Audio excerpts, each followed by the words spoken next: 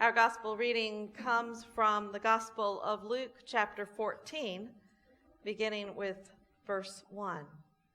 On one occasion, when Jesus was going to the house of a leader of the Pharisees to eat a meal on the Sabbath, they were watching him closely. And then verse 7. When Jesus noticed how the guests chose the places of honor, he told them a parable. When you are invited by someone to a wedding banquet, do not sit down at the place of honor, in case someone more distinguished than you has been invited by the host. And the host who invited both of you may come to you and say, "Give this person your place." And then in disgrace, you would start to take the lowest place. But when you are invited, go and sit down at the lowest place, so that when your host comes, he may say to you, "Friend, move up higher." Then you will be honored in the presence of all who sit at the table with you. For all who exalt themselves will be humbled, and those who humble themselves will be exalted.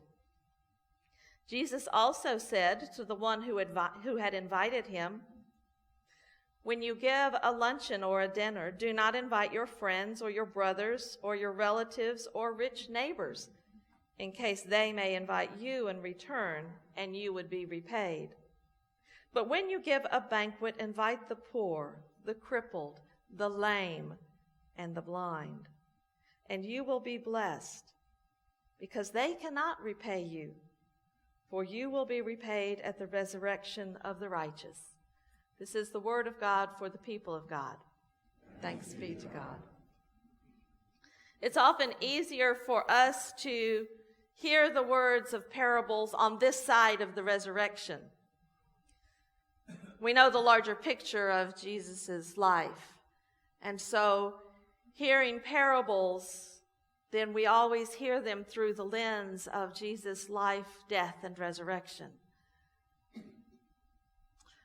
And he often taught about humility and hospitality.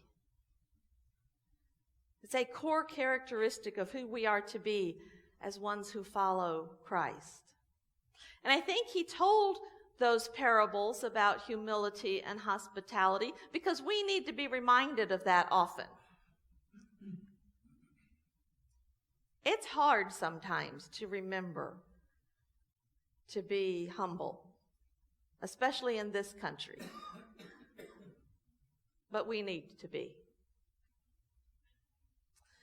One of the lessons that I have received in my lifetime was in humility and hospitality. For 9 years, I was the volunteer director of the Tennessee Conference camp known as Camp Shalom.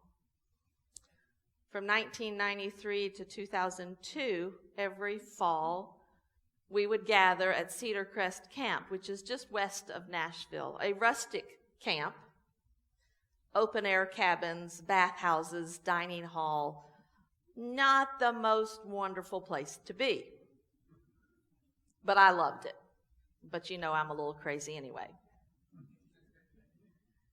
Now, the problem is that Camp Shalom was the church's response to offering hospitality and being humbled by the HIV/AIDS crisis.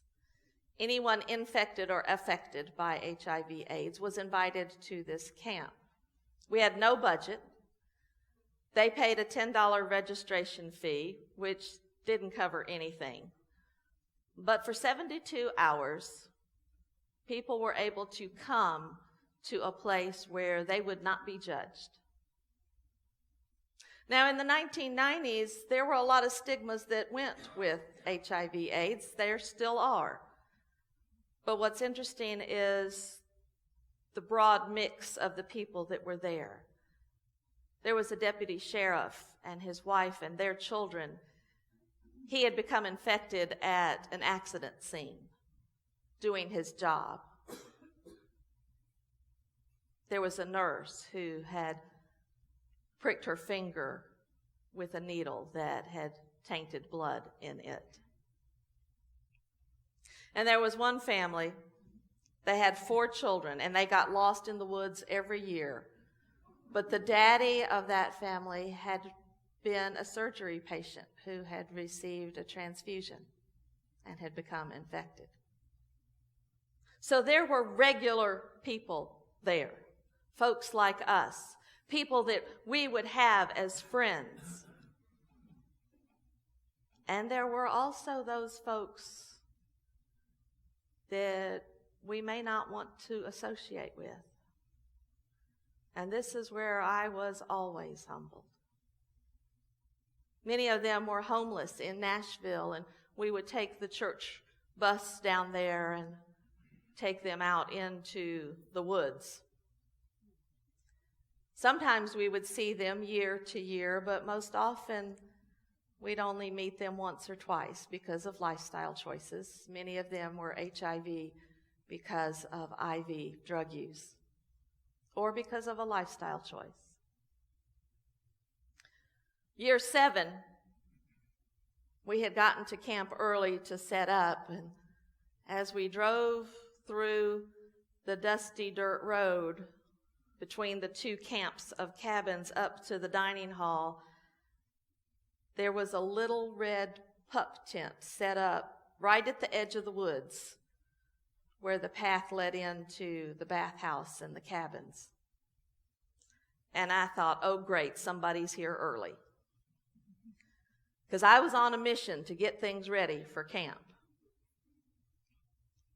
This is where you get humbled. We had gotten just about everything ready, set up at the dining hall where the hub of all of the activities happened, when I looked out, and there, sitting on the bench in the breezeway between the dining hall and the restrooms, was our camper. Her left leg was in a cast from her hip to her foot, and her right arm was in a sling. And I thought, how did you make it up here from your tent? I went out and I sat beside her and introduced myself to her. Her name was Deborah. But communication was really difficult because her mouth had been wired shut because she had been beaten to within an inch of her life. Sitting beside her was a little grocery bag of canned soup, and she said, will there be a place that I can heat this up during camp? And I said, you do not need to worry about anything. We will feed you. And she said, I can't do anything but drink soup. I said, we've got that covered. We had a crock pot going all weekend, because this is the 3rd weekend in September, and it can be cold and rainy in Tennessee. Eventually, the story came out that, yes, she was infected because of IV drug use, and she had been beaten up by her boyfriend. One of the aspects of Camp Shalom was we had a wall with Ziploc bags and every camper's name on each bag.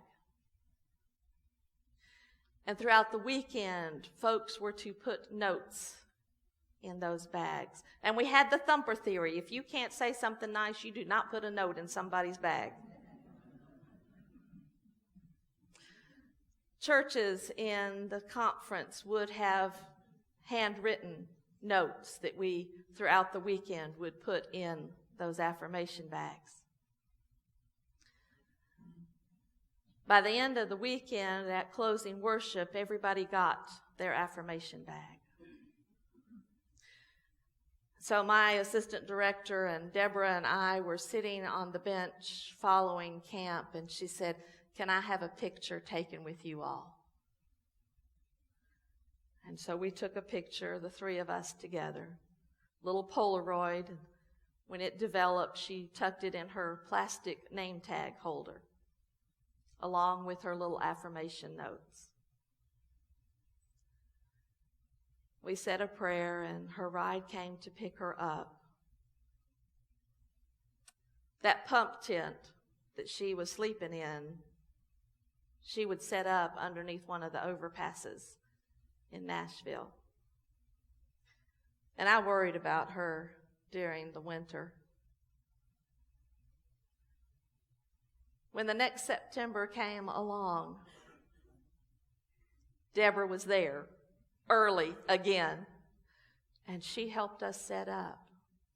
And after we had gotten set up, we had time to sit and visit, and I asked how things were, and she said, "I'm finally clean." And I said, "Deborah, thank goodness." She said, "You know what did it?" And I said, "What?" And she pulled out of her pocket her name tag from the year before. She said, "This is what made me realize that I was more than the drugs, more than what everybody else thought I was." And there was the picture of me and Deborah and Joanne, a little faded, but still there. She said, "I had to figure out how to come back this year because I promised myself I would." She was all well. She had a little apartment, and she was working to get custody of her granddaughter because her daughter was a drug addict. By the 10th year of Camp Shalom, 3 years after she had come to see us broken, she had a house, she had a business, she had a granddaughter, and her granddaughter came to Camp Shalom.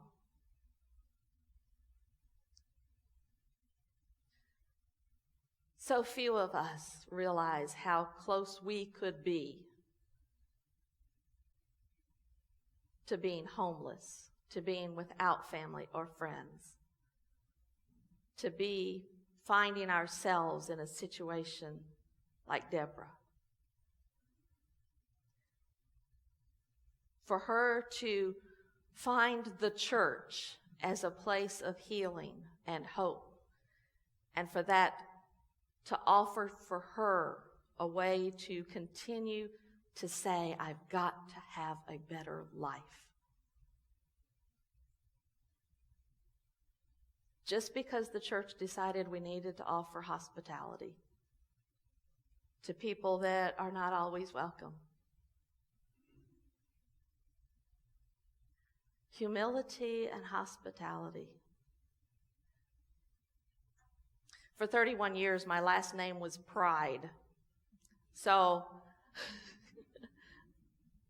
I've had to learn to get over myself. But if we follow Jesus, if we are his disciples, then we realize that that sense of humility is not putting ourselves down or anyone else down. It's exalting him, and more importantly, it's exalting those that we are with.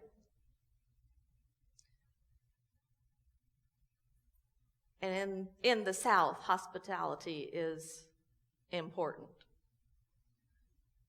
Not necessarily the way that we do it, but certainly the way that Jesus did it, which was that everyone is welcome. Everyone is welcome at this table. No matter who we are, no matter whether we're a member of this church or any church, no matter what we've done or not done, we're welcome to come and be a part of this family and this table this day.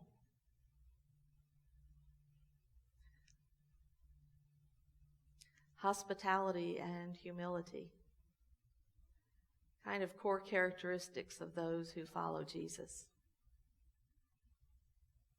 and those who receive this communion. And so as we prepare our hearts for receiving this meal, we're going to do things a little different. There's a song that kind of invites us into what it means to be a follower of Jesus. It's called The Summons. I think we sang it in my last time here, but I'm not sure. So we may not remember it, but the choir has learned it. And so we're going to sing that as we prepare ourselves to come and receive this outpouring of God's gift of grace for us.